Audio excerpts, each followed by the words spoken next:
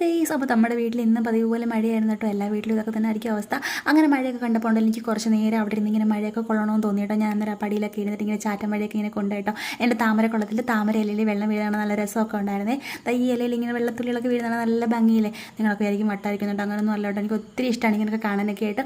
അങ്ങനെ കുറേ നേരം വായി നോക്കിയിരുന്നപ്പോഴല്ലോ ചോറ് വിളമ്പില്ലല്ലോ എന്നുള്ള കാര്യം ഓർത്ത് കേട്ടോ. ഇന്ന് നമുക്ക് അധികം കാര്യങ്ങളൊന്നുമില്ല, നിങ്ങൾക്ക് ഇഷ്ടമാവുന്നൊന്നും അറിയത്തില്ല കേട്ടോ ഗൈസ്. അപ്പോൾ നമ്മൾ ചോറൊക്കെ വിളമ്പാൻ പോവുകയാണ്. അപ്പോൾ പാത്രത്തിൽ ആദ്യമേ ചോറൊക്കെ വിളമ്പി കൊടുത്തിട്ടുണ്ട്. പിന്നെ നമ്മൾ ഉപ്പുമുളകും ചമ്മന്തി വെച്ച് കൊടുത്തിട്ടുണ്ട്.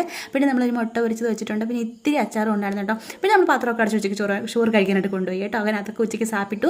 വൈകുന്നേരം ഉദ്യോഗമൊക്കെ കഴിഞ്ഞ് വന്നപ്പോഴത്തേക്കും കുറച്ച് കുഞ്ഞി കമ്മലുകൾ മേടിച്ചിട്ട് വന്നു കേട്ടോ. എൻ്റെ കുഞ്ഞപ്പൂന് കൊടുക്കാനാണ്. അങ്ങനെ കുഞ്ഞിൻ്റെ കാതിലെ കമ്മലൊക്കെ ഇട്ടുകൊണ്ട് നല്ല രസം ഉണ്ടായിരുന്നു കേട്ടോ. അപ്പോൾ നമ്മൾ വൈകുന്നേരം മേടിച്ചിട്ട് വന്ന മീൻ താട മീനാണ് കേട്ടോ. അപ്പോൾ മീനൊക്കെ പൊരിച്ച് ചോറ് കഴിക്കാമെന്നൊക്കെ വിചാരിച്ചു. അത് കഴുകി വൃത്തിയാക്കി എല്ലാവരും ആദ്യമേ കരിയേപ്പിലിട്ട് ഞാൻ അവസാനമാണ് കേട്ടോ. അപ്പോൾ ഇതൊക്കെ കൂട്ടി നമ്മൾ ചോറൊക്കെ റെഡിയാക്കി കഴിച്ചു. അപ്പോൾ ഇത്രയേ ഉള്ളൂ. ടാറ്റാ ബൈ ബൈ, സീ യു. മറ്റേ നാളെ കാണാം കേട്ടോ.